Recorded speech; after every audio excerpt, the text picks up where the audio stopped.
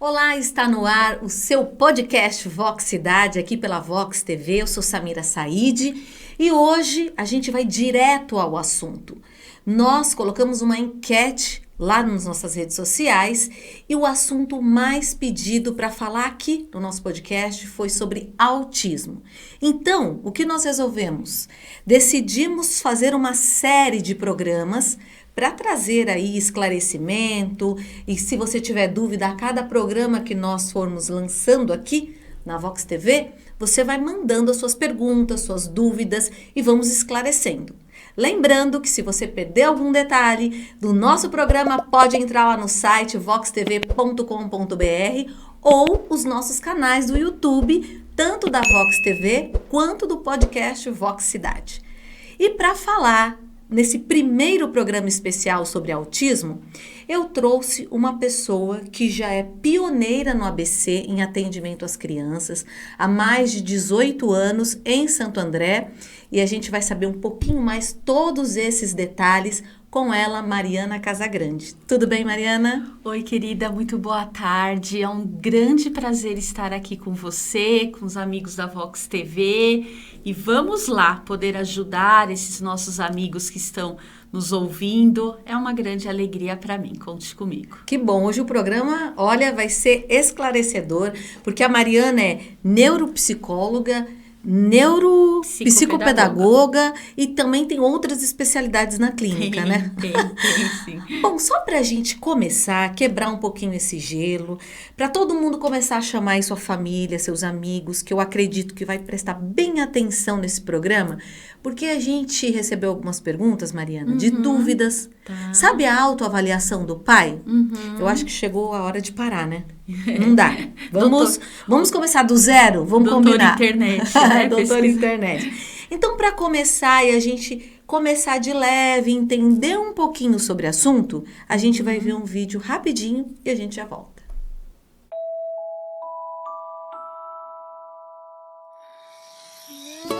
Somos todos diferentes. E isso é maravilhoso. Algumas diferenças são fáceis de se ver. Altura, estilo do cabelo, cor dos olhos e por aí afora. Outras diferenças não conseguem se ver. As nossas comidas favoritas, medos ou habilidades. Curiosamente, a forma como vemos o mundo também é diferente. Por exemplo, o que você vê neste desenho? A maioria das pessoas vê um pato, mas alguns de vocês talvez tenha visto um coelho. O que quer que tenha visto, você está correto. Isso é só uma ilusão no desenho para te mostrar que todos os cérebros funcionam de maneira diferente. O cérebro é o computador do seu corpo. Controla e trabalha de forma diferente em cada um de nós, como se aprende. Por isso é que todos somos bons em coisas diferentes. Como se sente, porque todos nós sentimos emoções diferentes. E como você se comunica.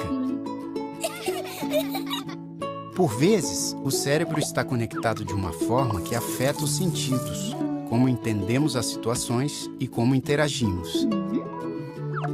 Isto é designado como autismo. Muitas pessoas têm autismo, por isso é provável que você conheça alguém que seja autista. E por esta razão, será muito útil saber um pouquinho sobre o autismo.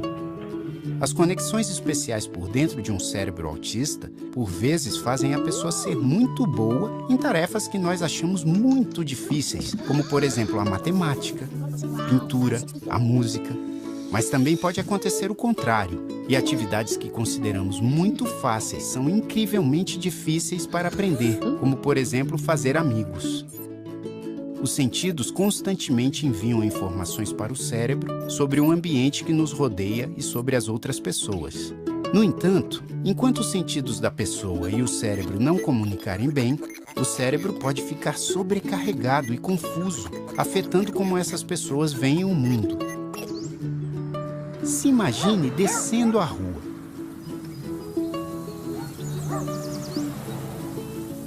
Assim é como um cérebro autista poderá experienciar o mesmo passeio. Assustador. Infelizmente, em muitos dos casos, a pessoa não pode dizer em voz alta o que sente. Portanto, mesmo com aquele caos todo a girar na cabeça deles, eles parecem estar bem exteriormente e impossibilitados em pedir ajuda. Todos desenvolvemos comportamentos que nos ajudam a sentir mais calmos em situações desconfortáveis. Talvez olhemos para longe, nos coçamos, roemos unhas, ficamos nervosos, mordemos lábios e por aí vai. Igualmente, pessoas autistas desenvolvem comportamentos que os ajudam a sobreviver com estes momentos intensos. Estes gestos parecem pouco comuns, mas é só a forma própria que eles encontraram para se sentirem calmos. Quando acontece, mostra que eles estão passando por um momento difícil. E a melhor coisa a fazer é não tornar o momento mais difícil ainda nos chateando, ignorando-os ou fazer piada deles. Lembre-se que só porque um PlayStation não consegue ler os jogos de um Xbox, não significa que está estragado. As pessoas autistas precisam de amigos que estejam dispostos a dar tempo para os conhecerem. Com boa comunicação e muita paciência, todos ficariam bem melhor. Pessoas com autismo não estão doentes ou estragadas. Elas simplesmente têm uma visão única do mundo.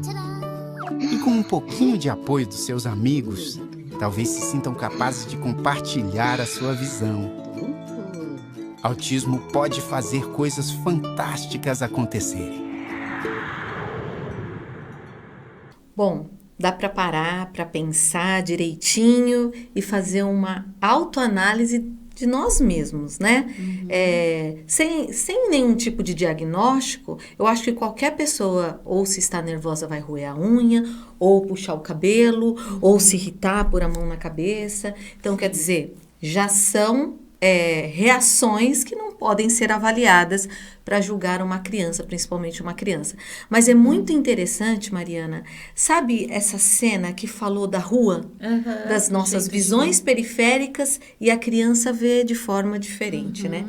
E aí eu te pergunto, depois da pandemia, principalmente, nós notamos o aumento de diagnóstico dessas crianças e até mesmo pessoas mais velhas que adultas nunca imaginavam que poderiam passar por essa situação, né? Dentro da clínica Casa Grande, você acredita que houve esse aumento e por quê? Vamos lá, teve sim. Há um aumento bem significativo no diagnóstico do espectro autista. Tá. Nós não vemos isso como um aumento de crianças ou de adultos com autista. Nós temos um aumento de diagnóstico, tá? Aumentou a quantidade de testes de auxílio que nós temos para se chegar a essa conclusão. Como você disse, muitas características do espectro autista nós temos normalmente, como numa ansiedade, ter um movimento, um roer a unha, um puxar o cabelo. Tem muitas pessoas que são tímidas, que não gostam tanto de conviver com o outro. Sim. Então, o espectro autista, ele é uma união de vários fatores. Não é a pessoa que tem só uma ou duas características. Então, isso também nós temos que ter bom senso. Agora, o que aconteceu para ter um aumento tão grande de diagnóstico? Alguns fatores nos fez isso. Primeiro, aumentou os testes clínicos. Hoje nós temos testes. Testes são materiais com comprovação científica, são materiais técnicos estudados que o próprio Conselho de Psicologia indica para os profissionais para ser encaminhado às crianças e fazer o teste. Certo. Antes, nós tínhamos poucos instrumentos avaliativos, a neurociência vai avançando e hoje a gente tem vários testes que diagnosticam o espectro autista. Mudou também a data. Hoje a gente já consegue fazer avaliação para crianças com espectro autista a partir de 1 ano e meio. Então, antes, isso por foi exemplo, muito importante, né? E também fez aumentar o número de diagnósticos. Antes, o bebê tinha algumas características, certo. mas ele é tão pequenininho, vamos esperar.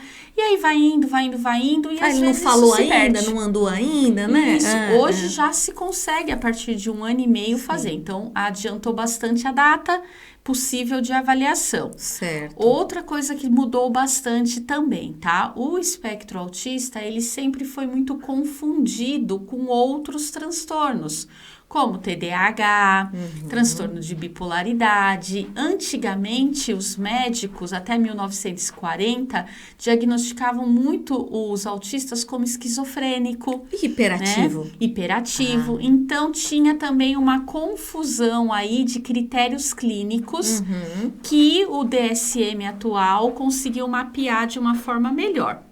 Outra situação, tá? O espectro autista, a gente brinca na clínica, autismo não tem cara, não é visível. Não. Ninguém entra no mercado e fala, olha, aquela criança é autista, porque não é uma característica física visível. Sim. É uma alteração que afeta o comportamento, as emoções, mas eu não ia falar, é visual. diferente só se quando a avaliação dele, clínica, é um pouco maior, né? Hoje é Isso. grau 1, 2 e 3, Isso. né? É mais visível quando a criança tem, junto com o espectro autista, a condição de deficiência intelectual.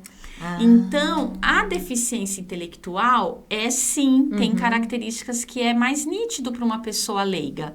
E aí, o que acontece? Na nossa sociedade, nós temos uma visão de que crianças autistas são aquelas visivelmente alteradas. E aí entra no consultório, entra na reunião de família uma criança bonita, esperta, muitas vezes falante, respondendo, entendendo, até muito curiosa para as coisas.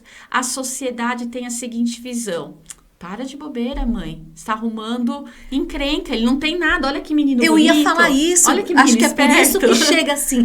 Nossa, não, eu não aceito. Não fala isso porque eu não aceito. Acho que chega nisso, né? Isso é uma questão cultural da nossa cultural. sociedade, tá? Então, as pessoas mais antigas e muitos também atuais ainda têm essa visão.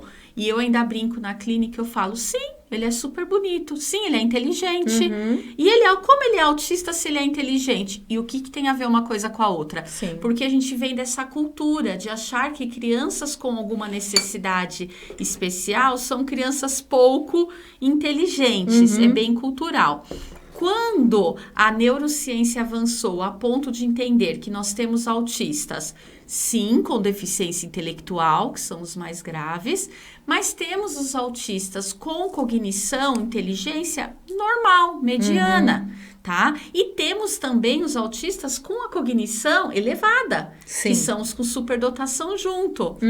Nisso também aumentou muito o leque de diagnóstico, porque antes, se a gente diagnosticava só aqueles que eram visíveis, que têm deficiência intelectual, alguns estudos falam que isso são 5% só dos autistas, ou seja, mais de 90% não estava sendo olhado. Isso alterou. Mariana, a convivência em família na pandemia, eu acho que também deu um alerta nos pais, né? Deu. O que aconteceu, e eu escuto isso de quase todas as escolas que eu dou consultoria, eu dou consultoria em inclusão em muitas escolas do estado de São Paulo e até fora.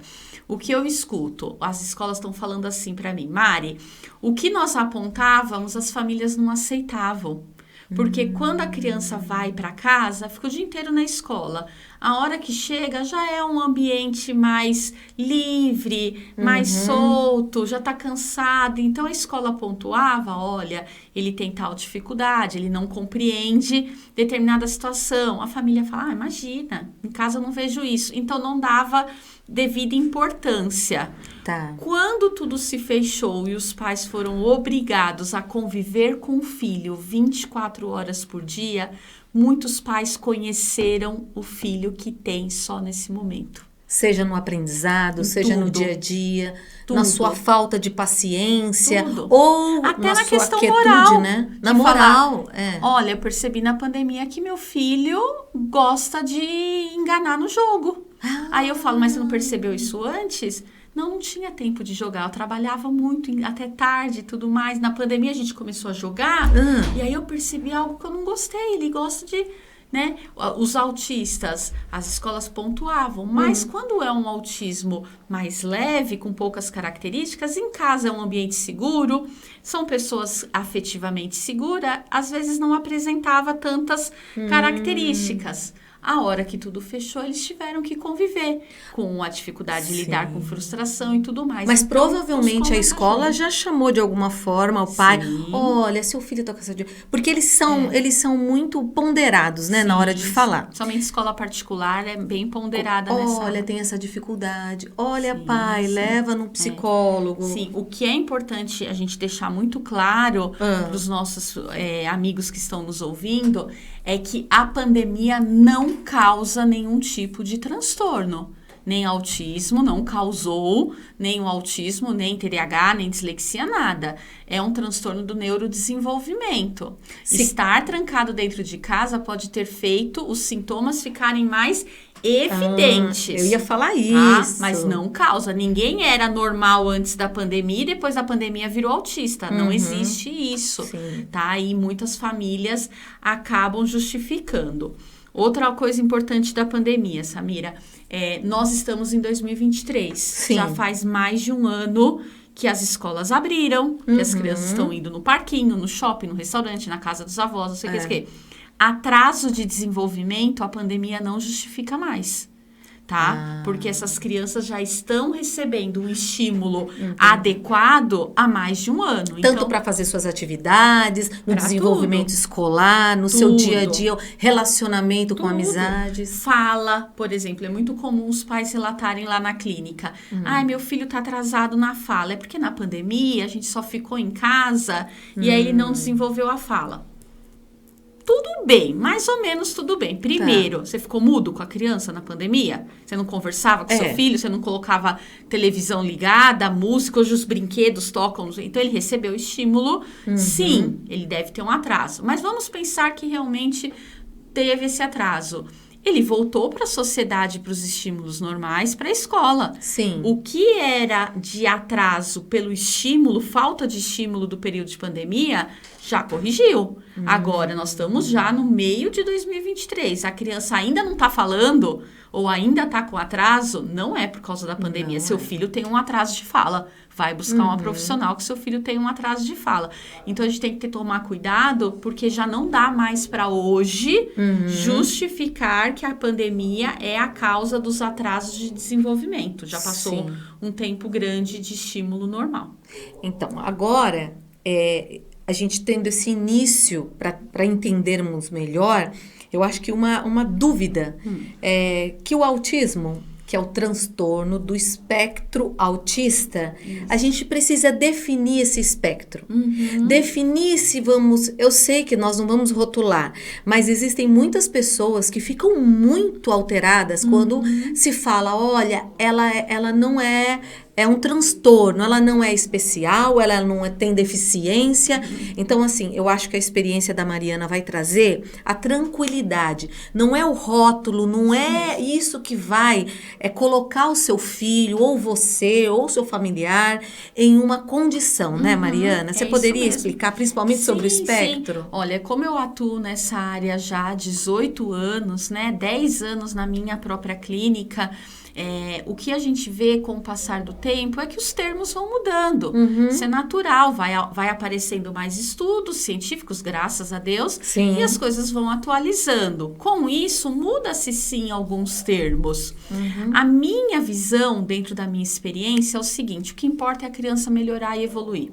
O nome que a gente vai dar para esse nível, para esse grau, para esse suporte, o que importa é a criança estar bem. É isso que eu costumo falar para os pais, para eles pararem de se apegar tanto a esse rótulo, ou mas ele é grave ou ele é moderado, ele é severo, ele é 1, ele é 2, ele precisa de ajuda em tal área, em tal área e em tal área. Vamos ajudar seu filho. Isso é importante. Os termos, eles vão sim sendo modificados. A medicina faz isso também em diversos outros diagnósticos, né? Eu comparo muito na clínica, eu falo, por exemplo, com a doença de Alzheimer, né? Hoje, se a gente for contar quem tem na família idoso com Alzheimer, a gente vai falar que está vivendo uma pandemia, porque toda a família tem, ou tinha alguém com Alzheimer. Então, está tendo uma pandemia de Alzheimer? Não. O que tem é que hoje a neurociência tem estudos e termos e técnicas para diagnosticar a demência, ou a perda de memória do idoso. Crianças, adolescentes com espectro autista sempre teve. O que nós não tínhamos era técnica, estudo, nomes, testes, termos para se diagnosticar. Por isso que está tendo tanto diagnóstico hoje em dia. Eu até ia te falar isso, porque um assunto puxa o outro e olha, minha cabeça tá fervilhando aqui. Ó, é por isso que hoje eu acho assim, tem que ter muito cuidado com uma avaliação. Muito cuidado com a escolha de um profissional. Porque ou você aterroriza a mente dos pais, ou você vai tranquilizar e fazer com que essa vida seja, eu não vou dizer normal, mas que você leve da melhor forma possível. Eu gostaria também que você entrasse um pouquinho nesse assunto sobre diagnósticos rápidos, ligeiros, e principalmente do custo altíssimo que tem esses tipos de diagnósticos rápidos que não trazem eficiência para a criança, né? Não, é muito complexo, por isso que é chamado espectro. Espectro significa que tem muitas características. Eu brinco com a minha equipe que até hoje eu não atendi 2 autistas iguais. Nem gêmeos, tá? Eu tenho vários casos na clínica de gêmeos. Cada um com a sua digital. Cada um com a sua digital do espectro autista também. Então, um tem dificuldade numa área da linguagem, o outro não. Um tem um interesse, o outro não. Não existe 2 autistas iguais. Então, a gente não pode padronizar. Então eu sei o que é autista, tem que ter isso, isso, isso. Não, cada um tem uma característica devido também à formação, à cultura. Eu avaliei um caso esses dias que ele veio de uma colega psicóloga com um relato de hipótese de espectro autista.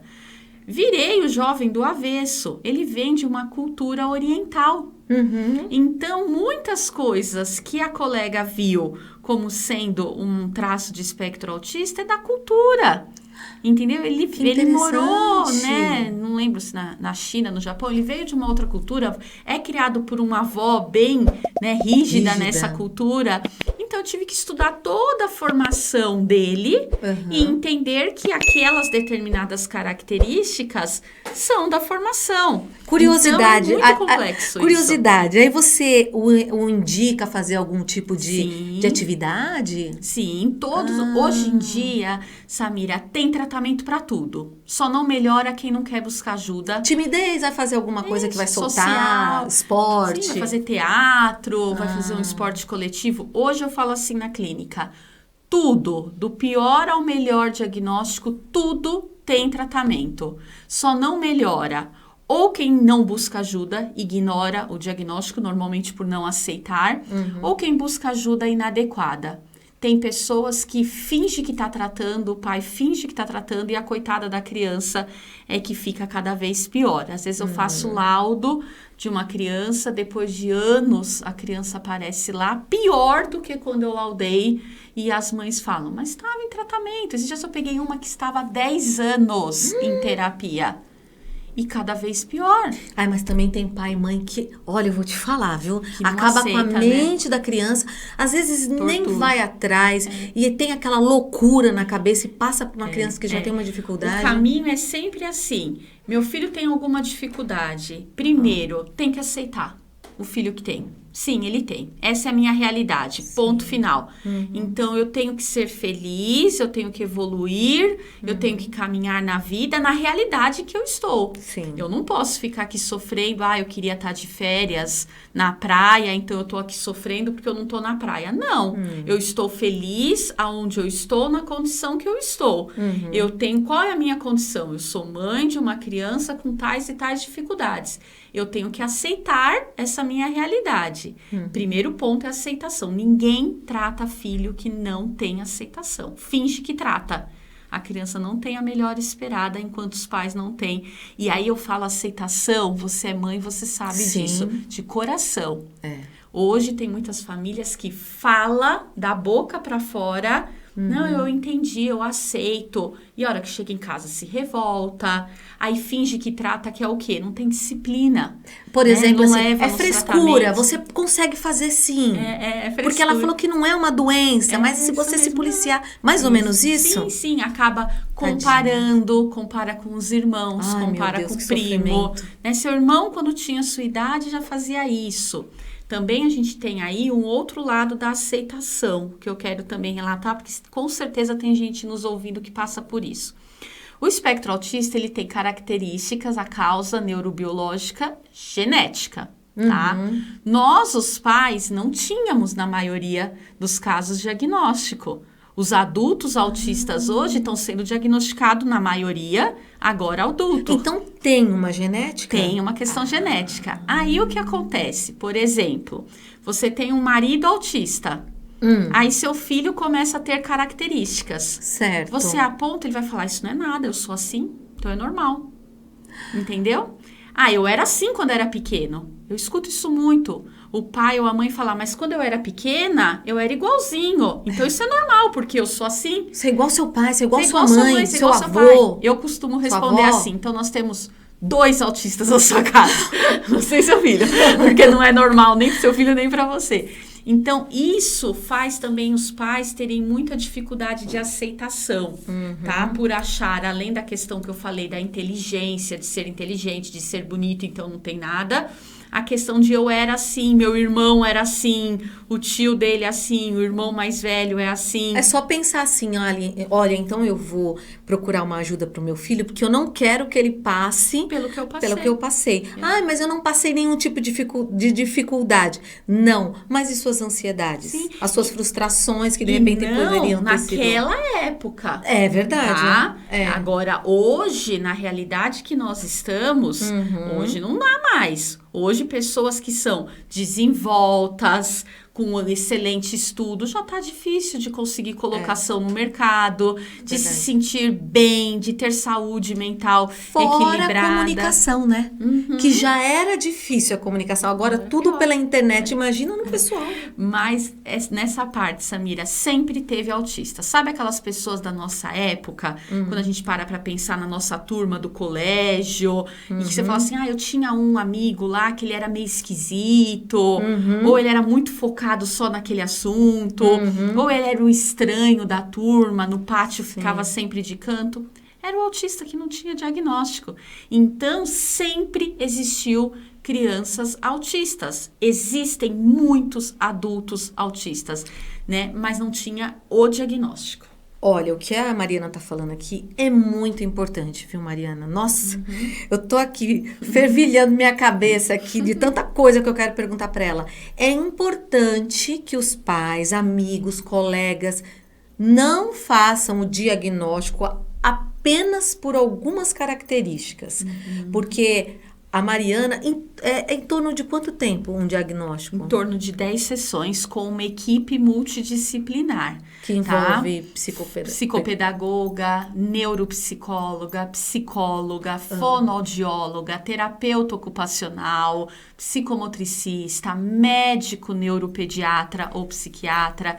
Então, a avaliação do espectro autista, ela deve ser multidisciplinar, porque cada um na sua área vai acrescentando para ser uma avaliação de qualidade. Sem exames laboratoriais. Sim. É bom, é importante. Exames muitos médicos pedem, mas para se descartar outros comprometimentos. De cabeça, o autismo não aparece. né? Isso. Tá. Por exemplo, eu tive um caso que a neuro pediu o exame e descobriu no exame que ele tem um cisto numa área onde essa área traz alguns comprometimentos. Então, ele tem uma questão. Eu tenho um caso que um menino que tem uma digenesia, né? Ou seja, tem uma área no cérebro dele que não está fazendo o funcionamento adequado.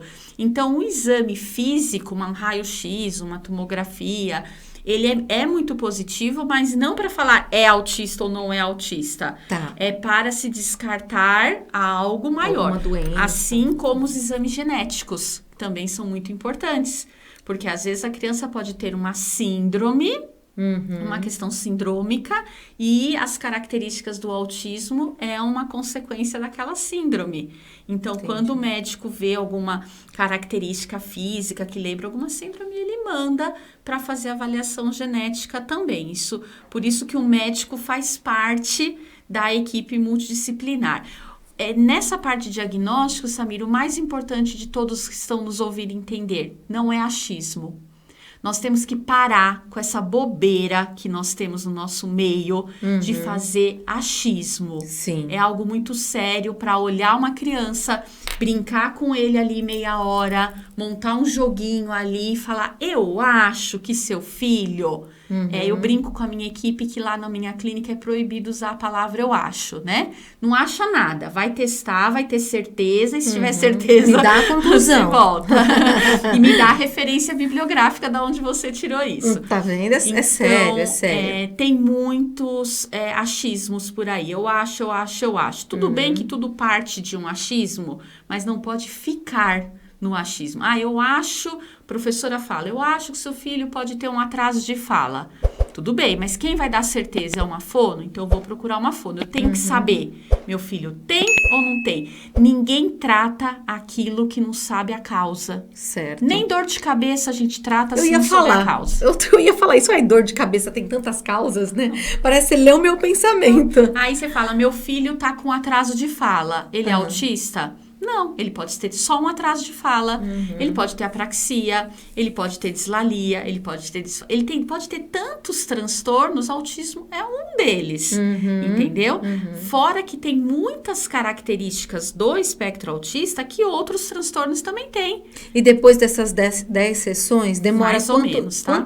Quanto tempo mais ou menos o diagnóstico? Na minha clínica, a gente entrega o laudo em 15 dias. Certo. Faz as sessões conforme o agendamento da família. Tem família que faz mais rápido.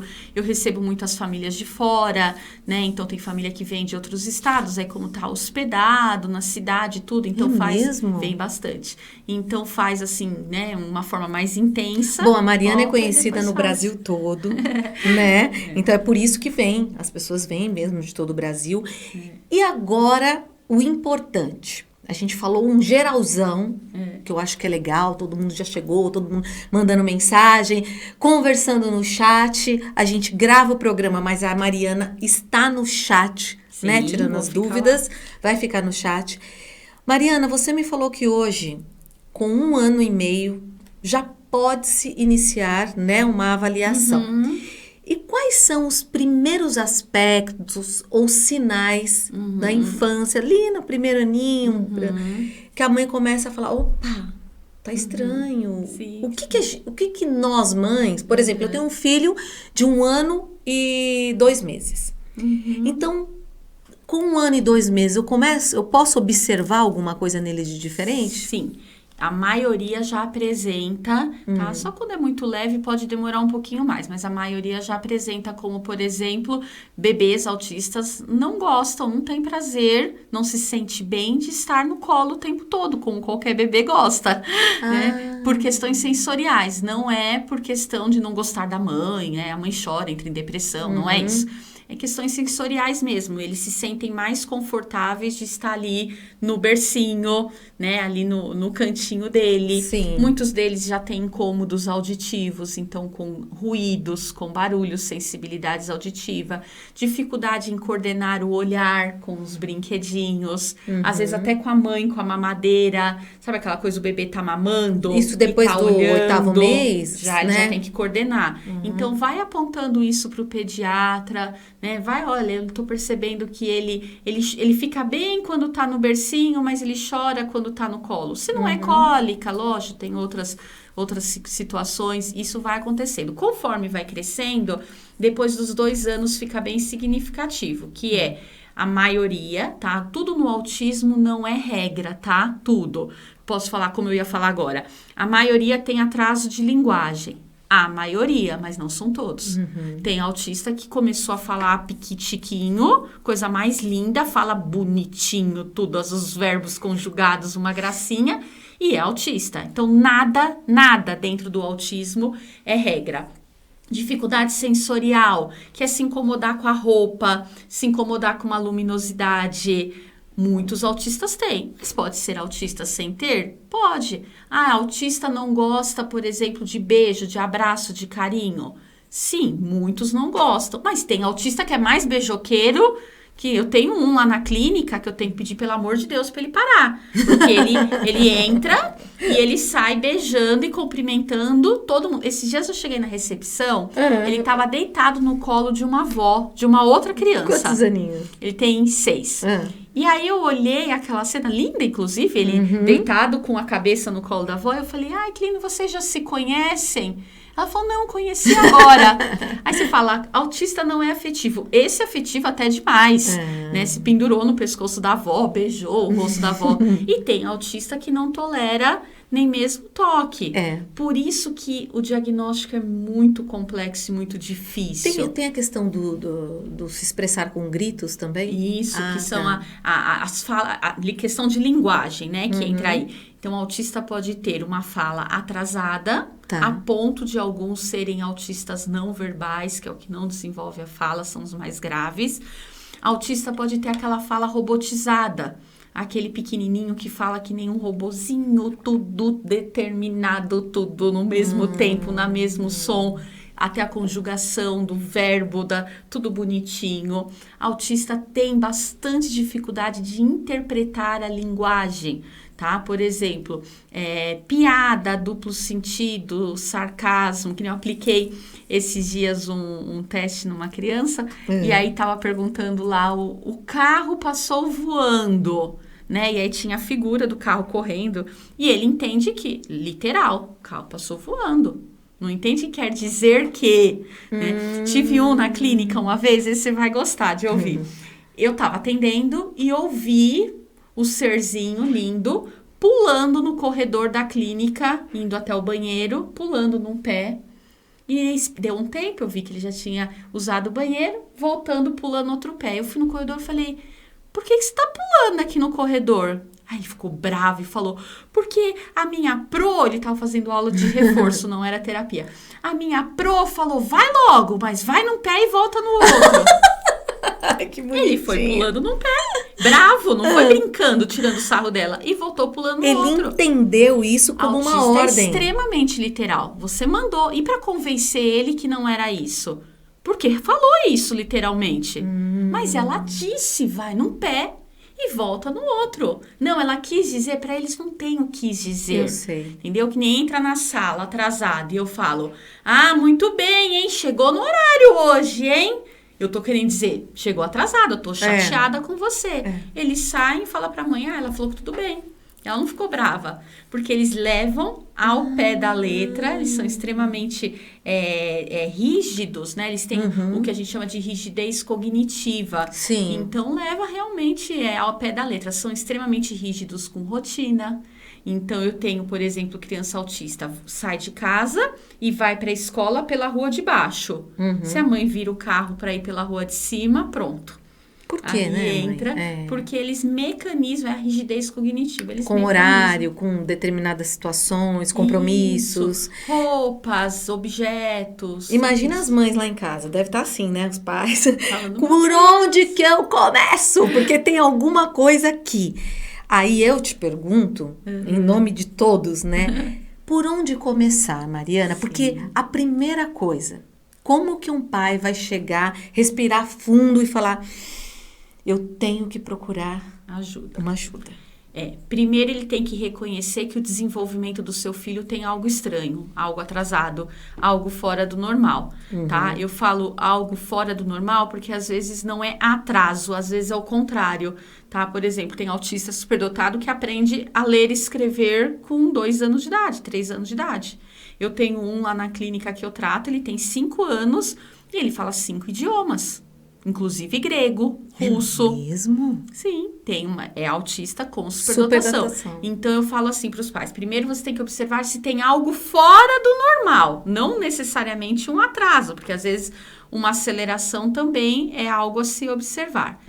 Observou? Sim, tem. Estou preocupado com isso. Conversa com a escola? Sim, também tem.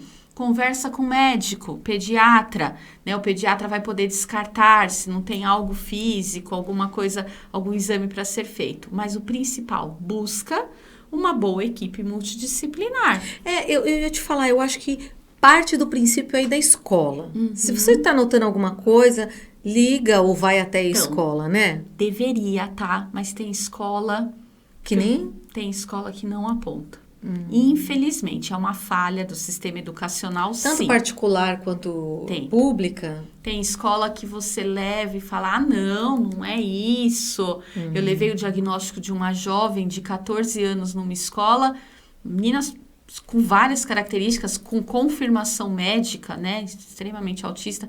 A escola falou, não, ela não é autista porque ela conversa com todo mundo no pátio na hora do lanche. Vem aqui pra você ver. Eu falei, sim, eu sei, ela mesma falou que ela já vai no shopping com as amigas. Então, autista não convive com ninguém na hora do lanche. Eu falei, é um traço. Ela não tem esse traço. Ela não tem essa dificuldade de socialização. Ela tem outros. Mas ela é uma autista que consegue ter uma convivência na hora do pátio ali, consegue ir no shopping com os amigos. E isso não faz ela nem mais nem menos autista. E a escola fechou minha pastinha e falou, não. Então, tem muitas escolas que, às vezes, por falta de conhecimento, né, tem resistência. Então, deveria, sim, a escola ter pontuado. Mas, o que eu falo para os pais que estão nos ouvindo, coração de pai e mãe não se engana, tá? Eu sempre pensei isso e agora que eu sou mãe de 2, eu tenho certeza absoluta. Se você, pai e mãe, tá percebendo algo que esteja desregulado, busca ajuda. Por quê? O máximo que vai acontecer é fazer as sessões e no final a equipe falar, tem nada. E se não tiver nada, você fica com a cabeça tranquila. E se tiver alguma coisa, só um acompanhamento psicológico, ótimo. Às vezes é outra coisa, às vezes só é uma ansiedade, às vezes é só um atraso de fala. Então eu falo para os pais. Ou às vezes a escola tá, sei lá, exigindo muito e a criança não consegue acompanhar, porque tem isso também, né? Tem escolas que são muito exigentes, né? Torturam a criança. O máximo que vai acontecer de bom é falar, seu filho, fiz a avaliação, seu filho não tem nada, mas você dorme tranquilo. Então, em caso de qualquer dúvida, busque uma boa avaliação. Mas aí, naqueles critérios que a gente falou, uma avaliação técnica, não de observação somente. A observação clínica faz parte da avaliação, mas não pode ser diagnosticado só por observação. Uma equipe experiente, uma equipe bem formada, bem especializada, pós-graduada, com todas essas áreas. Aí você está em boas mãos, é só esperar o dia de pegar o seu laudo e ter a resposta. Mariana, eu queria que você me falasse algo que minha cabeça aqui está pensando. Depois eu vou fazer lá um teste com você. E com o sistema público? Como que as pessoas vão chegar nessa excelência? Porque eu sei que não é fácil, né? Os profissionais e chegar nessa excelência e ter um tratamento no sistema público. Vamos falar aí do ABC. Acho que a gente pode abranger o Brasil todo? Muito falho. Falho. Temos, os CAPs, né, os Centros de Assistência Psicossocial, mas eles não dão conta do número de busca. O número de crianças precisando de assistência, de jovens, é muito maior do que aquilo que eles têm condições de atender na maior parte das cidades. Então, deixa, infelizmente, muito a desejar. Tem, sim, bons profissionais, excelentes profissionais nessa área pública, mas é aquele ditado, uma andorinha só, é difícil de conseguir fazer. Demora verão, o processo, é mais demorado ainda, Tem famílias que ficam anos esperando, entendeu? Que tá ali um ano e meio na fila para conseguir uma primeira consulta. Aqui em São Caetano eu sei que tem um acompanhamento muito bom. São Caetano é bem mais breve. Psicólogo, psicoterapeuta, é muito legal. Na minha experiência, São Caetano, até por ser uma cidade bem menor, eles conseguem uma agilidade muito maior nos atendimentos, porque também home care, a população também é reduzida, né?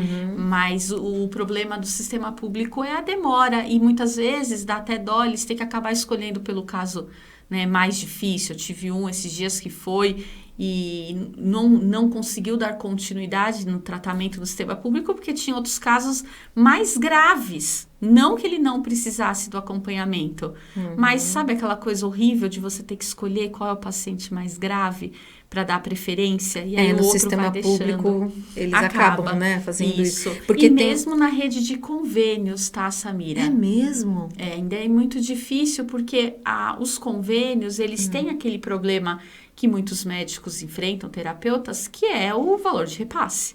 Sim. Né? Então, assim, convênio tem um valor de repasse de consulta, de terapia, muito baixo. Tem uns até que limitam quantidades, né, mensais. Para o autismo não pode limitar, tá? Ah, que bom! Tem uma norma da ANS que não pode limitar. Quando tem laudo solicitando, o convênio não pode diminuir ou alterar a indicação médica. Tem Olha que aí, respeitar mães, a indicação médica. que importante. Isso é importante. Mas o que acontece é uma questão de investimento mesmo. Então, quando você tem um atendimento onde você está recebendo por aquilo, você investe em cursos, em treinamento, em materiais. Esses testes, eles têm que ser comprados, eles têm direitos autorais, você tem que fazer cursos para saber aplicar, tem que ter um investimento grande. Muitas vezes o convênio, né, rede conveniada não investe nessa formação, o que cai a qualidade também. Então, a gente acaba ficando mais reduzido. Aí o pessoal deve estar lá nos ouvindo falando, pelo amor de Deus, me desanimou, o que eu faço? Né? Eu também. Tem que ir atrás. O que não pode é falar assim. Vou dar um exemplo. Eu atendi uma mãe que ela falou assim, falei, sua filha já tá passando na psicóloga no posto de saúde? Ela falou, não, porque tem muita gente, eu fui lá e eles falaram que tinha uns 8 meses de espera. Aí eu abri a ficha e falei, mas eu te indiquei você buscar ajuda há 8 meses, deu quase 9. Ou seja, se você tivesse ido atrás, ela já teria... Então, os pais não podem pensar, é difícil. É porque depois que inicia o tratamento, eles vão, né? Isso. Depois que inicia, tem esse acompanhamento, principalmente para quem precisa de medicação, né? Isso mesmo. E sim, o SUS já fornece as medicações. A medicação é para quem tem um grau de deficiência. Depende da comorbidade, né? A consequência. Então, às vezes, medica uma criança que é muito agitada, ou que tem uma alteração de humor, ou que não está dormindo bem. Aí, o médico vai avaliar quais os impactos que isso está trazendo no dia a dia e pode ter o auxílio, a maioria tem auxílio medicamentoso, sim. E aí, medica as áreas que necessita de controle, né? Controle através da medicação. Então, o que eu indico para as famílias é vai atrás. Não dá para ficar sentado no sofá se lamentando. Hoje tem ONGs, hoje tem faculdades que tem as clínicas universitárias. O acesso pela internet é legal também, você procurar, pesquisar. Sabe que hoje eu fiz várias pesquisas, atendimento gratuito ao autismo, atendimento gratuito, que eu vou colocar depois nos próximos programas, uma listagem, porque existem, e por isso que a gente vai fazer uma série. Hoje eu queria tirar todas as dúvidas com a Mariana, né? Aqui em Santo André, a Secretaria da Pessoa com Deficiência está construindo... Gilberto Minhoca. Isso, ele está construindo um centro de atendimento incrível. Estou acompanhando pela internet. Ele veio aqui, inclusive, falar desse centro. Isso, então, as coisas estão evoluindo. O que os pais não podem é ficar numa situação cômoda de lamentação. Sim. Tem que ir atrás. Vou te dar um exemplo. Eu tive uma mãe que eu pedi uma vez um exame auditivo. Queria um exame auditivo dessa criança. Uma mãe muito humilde, inclusive era das crianças que a gente tem um projeto social na minha clínica, a gente atende dentro do possível, porque a procura é muito grande, mas a gente faz atendimento social. Faz? Tem que se inscrever? Tem que se inscrever e aguardar, porque... No final do programa a gente fala sobre esse assunto. A gente tem. Eu queria poder atender todo mundo, mas infelizmente eu não dou conta, mas eu atendo todos os que eu posso, eu dou o meu melhor. Sim. E essa mãe, eu pedi um exame auditivo, a hora que ela olhou a guia, ela falou, Mari, não tem, é um exame específico, que não tem no SUS ainda, esse tipo de exame, não tenho convênio, não tenho condições de pagar. Aí ela olhou pra mim e ela falou, mas meu filho precisa desse exame? Eu falei, precisa. Ela falou, então, meu filho vai ter. E foi embora com o papel. Deu uma semana, ela chega com o exame na clínica. Falei, nossa, que rápido você conseguiu. Me explica. Sabe o que ela fez? Achei um exemplo de garra de mãe. Ela foi lá na prefeitura, sem marcar horário. Bateu na porta e falou, meu filho precisa desse exame, eu não saio daqui. Essa é da minha. É das minhas. Foi lá, bateu na porta dos vereadores. Ela falou, eu fui atrás de quem eu votei. Na explicação dela. Conseguiram o exame, ela fez, o filho dela estava lá com o exame. Então, a gente tem dificuldade no sistema público, mas a gente tem que esgotar todas as possibilidades, principalmente com os menorzinhos, tá? É verdade. Existem aí as podas neurais, que a neurociência explica. Então, existem as fases de desenvolvimento neural, onde a criança está mais fácil de receber e de ser estimulada. Então, tem que aproveitar. O tratamento precoce do autismo é libertador. Você sabe, a gente estava falando até da construção lá de Santo André, e aqui em São Caetano também o prefeito assinou a construção de um centro também para acolher as pessoas com deficiência. Olha, então, que legal. tá assim, ampliando esse projeto. Vai aumentando as políticas públicas. Muito. Eu acho que em um programa só a gente não vai conseguir tirar todas as dúvidas. Eu acho que deu quanto tempo de programa aí, Ed? A gente tem?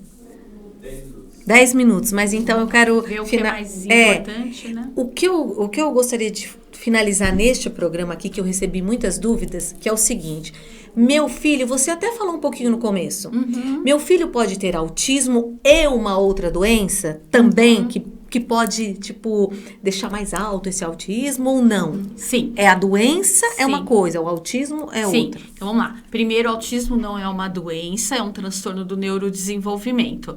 A criança pode ter, sim, mais de um transtorno ou junto com uma deficiência, com uma síndrome, pode sim. Então, não é a palavra doença, não. É uma deficiência. Ou uma síndrome, ou um transtorno, pode. O que aí a equipe tem que responder para a família é o que é causa e o que é consequência. Tá? O que é primário e o que é secundário, que é que nem a gente falou da dor de cabeça. Sim. A dor de cabeça, ela não é causa de nada. Ela é consequência de alguma coisa que está tendo no seu organismo. Se você não faz primeiro um exame detalhado para saber a causa, você vai ficar tomando remédio para dor de cabeça o resto da vida, né? Então, meu filho, por exemplo, está com a fala atrasada, não está se socializando na escola. Isso não é causa de nada, isso é consequência de alguma coisa. Então, eu tenho que investigar, achar a causa para ir tratar.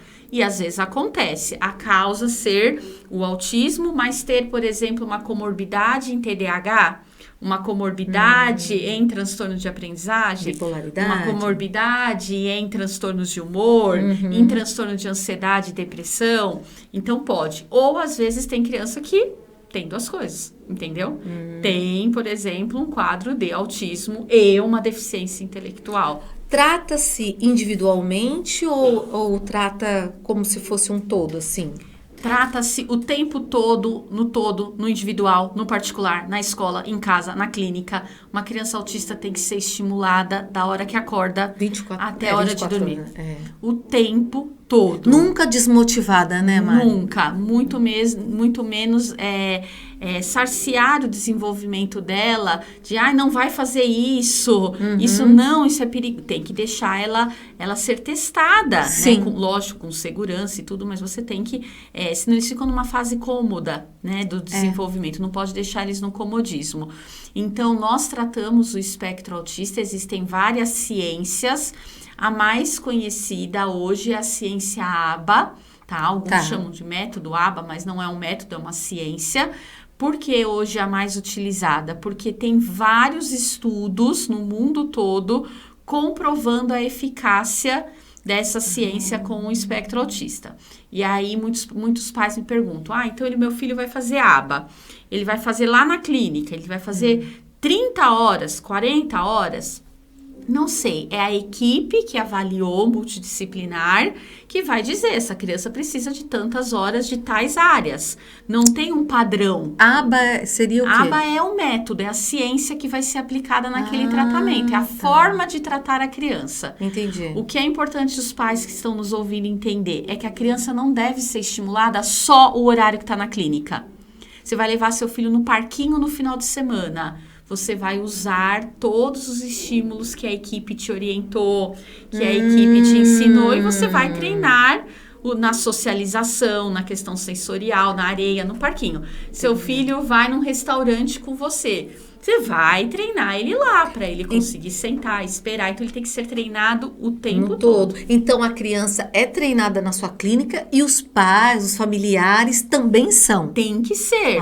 Um bom tratamento muito é muito importante. Os pais que estão nos ouvindo, se você pega seu filho, coloca dentro de uma sala, tira ele da sala de terapia e tudo para você continua igual, o tratamento nunca vai ser 100% efetivo. Meu Deus, que bom que você falou isso. Porque isso a é muito importante. Dura 50 minutos. O seu filho fica com você ou na escola o resto do tempo. Se a terapeuta não vai lá na escola, ensina a professora como lidar com ele na hora de uma crise, como lidar com ele numa situação de negação, de resistência, ela vai agir de forma inadequada, tudo que você treinou na clínica vai por água abaixo. E aí fica aquele tratamento que dá um passo para frente e um passo para trás. Então, tratamento ser efetivo. Primeiro, equipe competente, formada, especializada nos métodos que estão sendo aplicados. E todo mundo que lida com a criança, se tem avó no meio, a avó vai ser treinada. Principalmente contato com escola. E aí entra nessa problemática que você deve ter recebido um monte de perguntas sobre escola. Nossa. É o que mais tem. Por isso que eu tô te falando, tem que ter um próximo programa, porque eu não tenho ninguém na escola para orientar, ainda não veio ninguém para fazer a inclusão na minha escola. Então, nesse próximo programa nós vamos falar sobre isso. Finalizar, eu acho que é legal a gente falar sobre esse assunto. O que a Mariana disse aqui, que eu acredito que seja esse o seu maior objetivo na clínica, é colocar a criança numa situação como vítima para ela não ficar com medo dos desafios, porque vão ter, é claro. E agora nós vamos ter aí o cordão. Isso. Né? Do quebra-cabeça. Para que serve esse cordão? Eu acho melhor a Mariana explicar, bem explicado. E como os pais devem agir. Porque isso é uma... Eu não posso dizer que é uma arma, mas é algo que você vai usar, que você pode ou beneficiar o seu filho, ou você pode trazer ele para baixo. Acomodar, né? Sim, isso mesmo. Então, vamos lá. Criança foi laudada, a família tem o laudo terapêutico, tem o laudo médico.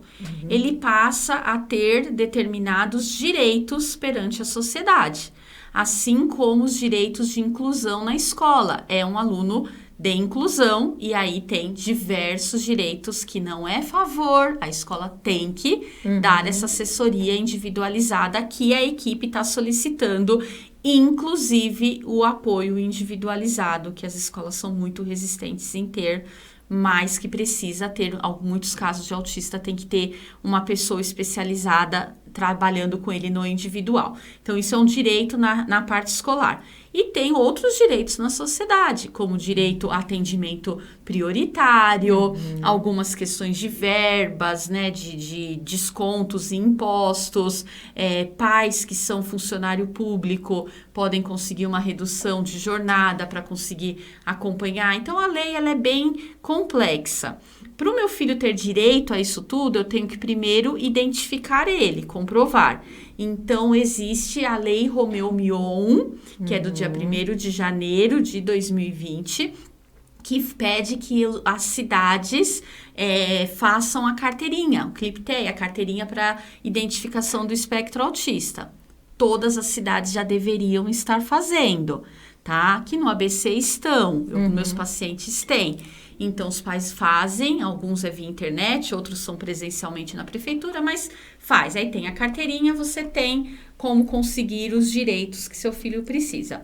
O cordão é uma forma de visualização mais rápida pelas pessoas, pela sociedade. O cordão de girassol, ele é indicado para pessoas com deficiências ocultas, tá? Não só o espectro autista, mas outras deficiências que não são visíveis. Então, você entende que aquela pessoa tem alguma limitação, de alguma deficiência, alguma condição especial e precisa de um atendimento prioritário. E o do quebra-cabeça é específico do espectro autista, para as pessoas entenderem. As famílias podem ficar à vontade de usar tanto o cordão de girassol como do espectro autista, está dentro do normal. O que é importante as famílias entenderem dentro disso? Qual é o meu objetivo de vida? é que meu filho fique mais funcional possível. Sim. Dentro da condição dele, da condição neurológica, da condição cognitiva, da condição social, mas que ele fique o melhor que eu conseguir dentro da condição dele. Então, para ele chegar nesse melhor dele, eu tenho que estimular.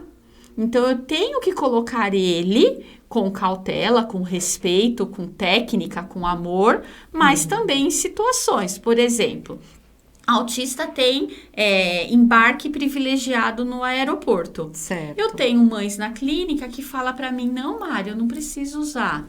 Minha filha está acostumada a viajar comigo e ela espera na fila, ela sem fica problema tranquila. nenhum. Isso pode ter outros comprometimentos, mas esse comprometimento eu não tenho.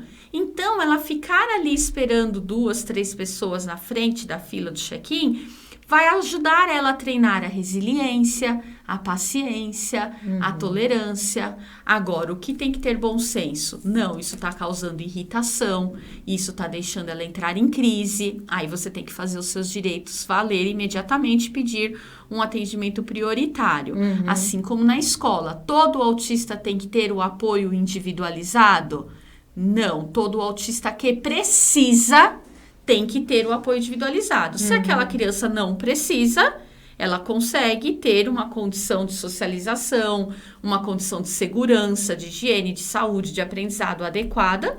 Não tem por que eu colocar uma pessoa ali andando atrás dela o tempo todo pela escola. Então, a equipe profissional tem que ter muito bom senso. Por quê? Na minha visão profissional, tudo na vida, inclusive em lidar com crianças assim, é equilíbrio.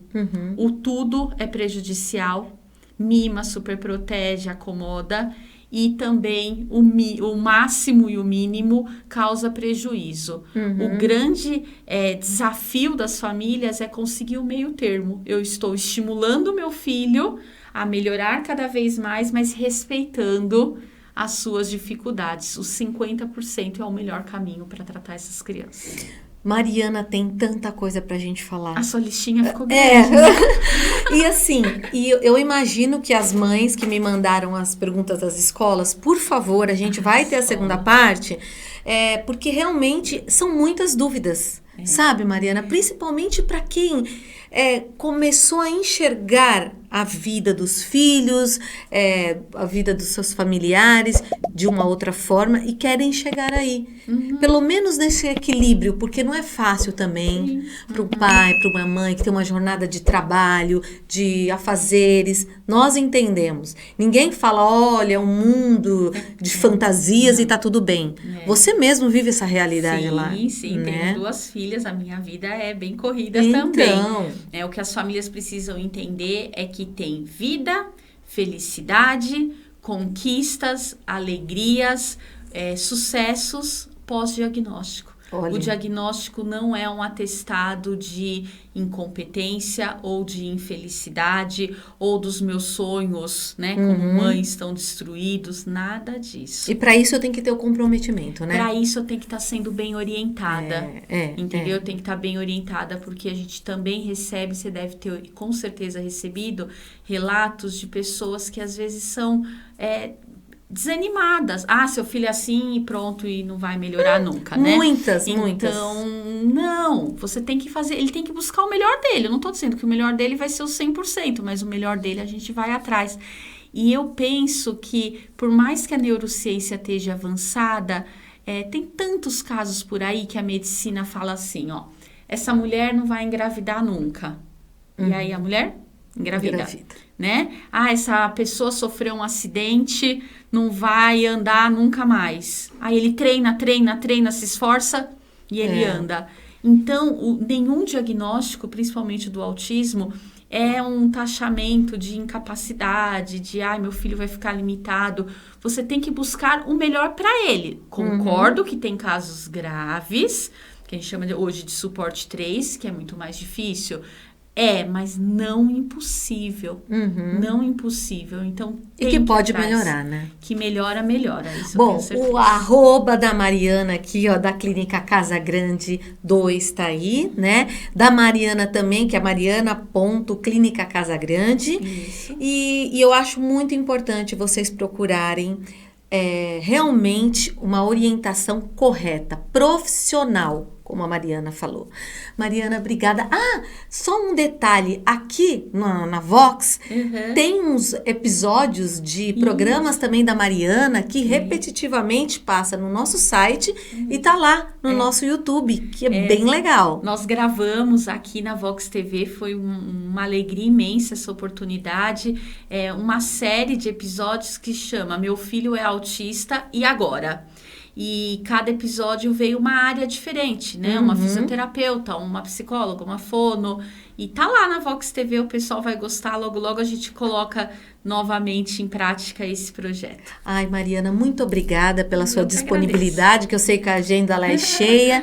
Eu quero mandar um beijo para toda a sua equipe. Obrigada. Pelo carinho que você tem com todas as crianças, que continue sempre assim. E a gente vai fazer o episódio 2. Mandem as suas dúvidas, perguntas, que a gente vai conversar aqui, né, Mariana? Sim. Obrigada pela sua presença. Contem comigo, é um prazer ajudar. Muito obrigada pela oportunidade. Obrigada. E não esqueçam, toda terça-feira, às 9h, tem o podcast Vox Cidade. Se perdeu alguma coisa, entra lá no nosso canal, já ativa o sininho, se inscreve na Vox TV e aí você vai receber todas as novidades aqui da nossa Vox TV, que tem programas incríveis para levar informação, alegria para você. A gente se vê no próximo programa. Tchau!